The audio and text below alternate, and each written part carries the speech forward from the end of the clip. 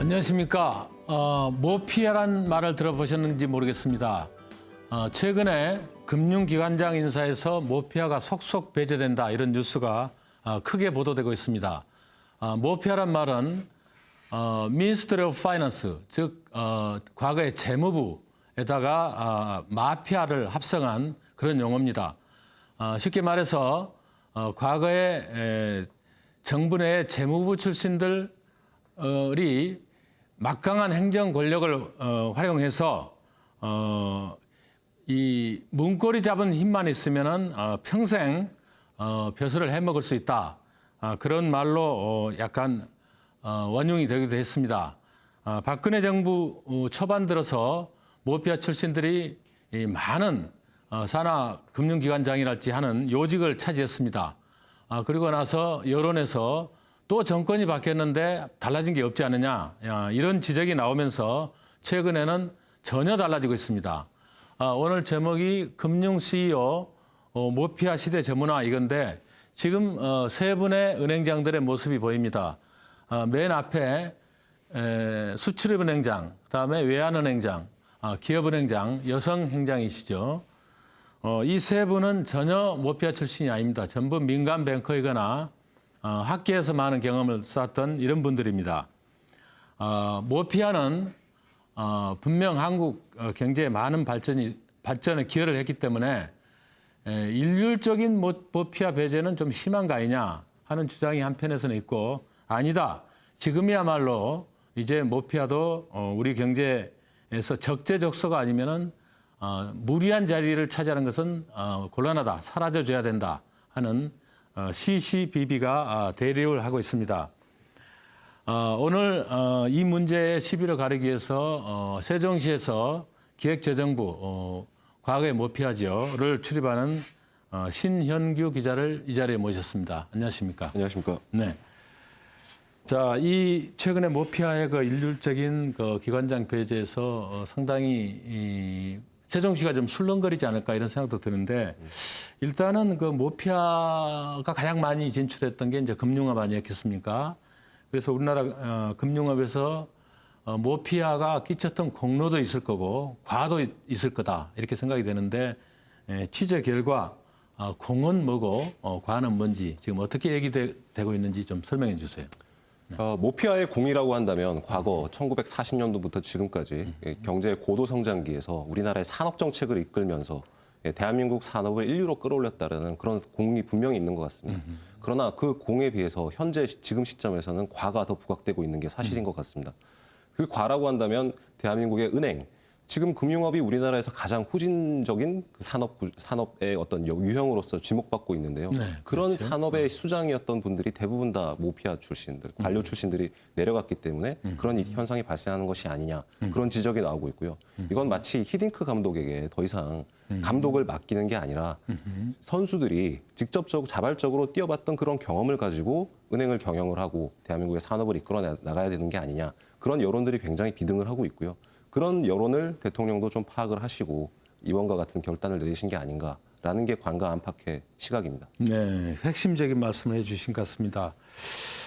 그러면 이번에 그 모피아 배제론에 대해서 아무래도 민간 뱅커들의 생각하고 이제 모피아 자신들의 생각은 좀 나뉠 것 같은데 우선 그 민간 쪽에서는 어떤 얘기가 나오고 있습니까? 굉장히 환영하는 분위기인 것 같습니다. 예, 네. 아무래도 21년 만에 수출입은행장, 이게 수출입은행장이라는 자리는 이제까지 기재부 관료들이 안 갔던 일이 거의 없습니다. 그렇군요. 예, 거의 없는데 지금 이번에 21년 만에 첫 민간은행장이 내정이 된 것 아니겠습니까? 네. 임명이 됐기 때문에 상당히 고무된 분위기고요.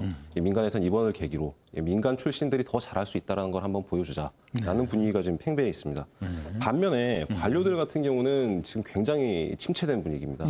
예, 드디어 자리가 뺏겼고 더 이상 관료들의 시대는 간 게 아니냐라는 분위기가 나오고 있고요. 그것 때문에 여러 가지 인사 적체, 예, 내부적인 인사를 밖으로 해소할 수 있는 방안이 없으니까 굉장히 내부적으로 사기가 떨어진 게 사실입니다.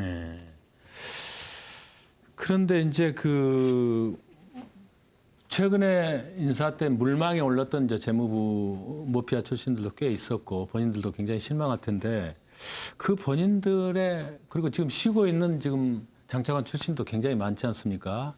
막상 그 본인들의 입에서는 또 어떤 얘기가 나오고 있습니까? 예, 그렇습니다. 그러니까 과연 적재적소에 사람이 배치된 것이냐. 그러니까 쉽게 말해서 무조건 모피아라고 해서 인류를 배제하는 건 좀 억울하다.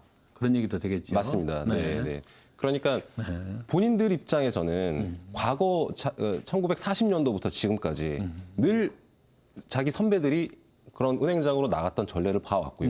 그 사람들이 과연 이 은행을 굉장히 망하게 했느냐, 굉장히 실책이 그렇게 많았느냐, 그런 항변들을 하고 있습니다. 과연 그렇지는 않지는 않았느냐. 오히려 자기들이 갔을 때 더 잘할 수 있는 어떤 상위적에서 볼 수 있는 시각이 충분히 존재하는 것이 아니냐. 예, 그런 시각을 은행에 가서 펼쳐보고 싶다라는 생각들을 하고 있는 분들이 굉장히 많은 것 같습니다. 드러내놓고 뭐 반발을 하거나 이러지는 또 못하겠죠. 어떤가요? 예, 그러기는 어려울 것 같습니다. 아무래도 그 대통령이 임명권자인데다가요. 관료들 입장에서 대통령의 뜻을 거스른다라는 것은 결국 자살행위 나타나. 어쨌든 고위직에 있었던 선배들이 이렇게 모피아 출신들이 못 풀려나면은 젊은 직원들, 젊은 공무원들도 상당히 사기에 영향이 있을 것 같아서 세종시 전체가 좀 술렁거릴 수도 있다 이런 생각도 들거든요. 좀 어떤가요? 정말 옳으신 말씀입니다. 기획재정부 같은 경우에는 지금 2012년 7월 이후로 부의사관 승진, 즉 부의사관이라고 표현하면은 국장급 되기 위한 전 단계의 간부 승진이라고 할 수 있는데요. 부의사관 승진이 한 명도 없습니다. 그 부의사관 승진이 없는 이유는 무엇 때문이냐면 결국 차관부터 시작되는 실장급 그리고 국장급 간부들이 인사 승진이 이루어져야 부의사관 승진이 가능한데요. 차관급들이 이제까지는 은행장으로 나갈 수 있었기 때문에 그 인사가 숨통이 트여졌지만 이제는 그런 숨통 자체가 차단이 돼버린 상황이기 때문에요. 부의사관 승진이 1년 넘게 지금 안 되고 있는 상황. 이거는 기재부에 계시는 그 수많은 그 사무관급 공무원, 밑에 말단 공무원들이 굉장히 반발할 수밖에 없는 상황이고요. 그것 때문에 저도 어제 그 기재부 사무관분들과 얘기를 좀 나누고 왔습니다만 격앙된 분위기입니다. 굉장히 격앙된 분위기고요. 심지어 이런 분도 있습니다. 그러니까 외부 공공기관에서 기획재정부에 들어온다면 굉장한 권력을 진다고 생각을 하고 기획재정부에 특채로 입사를 했는데 막상 와보니 이건 아무것도 없다. 권력 자체가 아무것도 없고 기재부 내부 분위기도 더 이상 국가를 위해 봉사를 하기 위해 헌신을 하자. 경무에 시달려도 우리는 할 수 있다라는 그런 사기가 굉장히 없어진 상태입니다. 그렇다면 다른 어떤 불만의 출구를 좀 만들어줘야 될 것 같기도 합니다. 근데 지금 아까 조금 더 빨리 했을 수도 있는 얘기인데 모피아 출신이 금융기관장에 왔을 때 왜 민간인보다 잘 하기 어려운지 그것은 아마 거의 다 한 텀을 하는 정거장식으로 생각해서 그렇지 않을까 싶은데 그런 부분을 가령 미국이나 한국을 좀 비교한다면 어떻게 볼 수 있을까요? 결국 이제 워런 버핏이나 지난번에 시티은행에서 나왔던 그런 책들이나 이런 것들을 좀 참고를 해본다면 그 은행장이 되기 위해서 관료라고 해서 꼭 문제가 아니라 은행장이 되기 위해서 굉장히 많은 준비 기간을 거치고 굉장히 많은 투쟁 과정을 거치는 것이 미국이나 다른 선진국들의 관례인 것 같습니다. 그러나 우리나라는 관료 생활을 충분히 했다면 은행장으로 내려가는 그런 관행, 그게 일단 가장 큰 문제 중에 하나가 아닌가 싶고요. 또 은행장이 된다고 하더라도 아까 말씀드렸던 논리와 같이 후배들이 계속 치고 올라오기 때문에 그런 후배들을 위해 자기 자리를 비켜줘야 된다. 2년, 3년 만에. 그런 단임제가 굉장히 또 문제 중에 하나가 아닌가라는 생각이 듭니다. 고맙습니다. 오늘 신 기자가 그 핵심적인 요소들을 많이 말씀을 해줬습니다.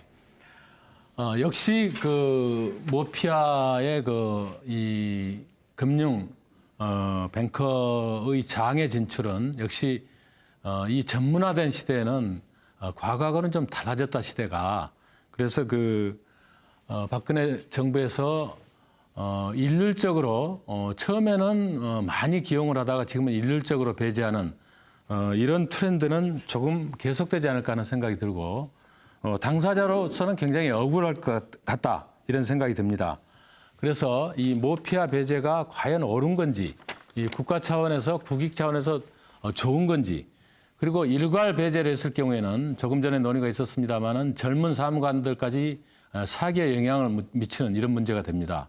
그래서 적당한 신진대사 내지는 이 고급 인력들 스카이대에 나와서 가장 머리 좋은 분들이 합격한 이 고급 인력을 우리 사회가 자산으로서 잘 쓸 수 있는 그런 결론까지 같이 꺼내야 되지 않나 저는 이런 생각을 해봅니다. 제가 이 자리에 지금 리얼 딜이라는 책을 하나 들고 왔습니다. 이 책 내용은 미국의 시티은행 그룹 세계에서 가장 큰 막강한 금융 그룹을 일으킨 샌디 웨일이라는 사람이 평생 어떤 과정을 거쳐서 어떻게 투쟁을 해서 금융 왕국을 이루는가 하는 내용이 들어 있습니다. 한국의 정주영 회장이나 이병철 회장을 능가하는 그런 엄청난 많은 그 노력 끝에 이런 거대한 금융 그룹을 이룰 수가 있었는데, 그런 점에서 본다면 한국도 금융인을 키워가는 경로와 과정이 전혀 달라야 된다고 생각합니다. 어쨌든 모피아의 퇴진, 그리고 전문 경영인의 육성의 필요성, 이런 것은 앞으로도 계속 논의가 돼야 된다고 생각합니다. 감사합니다.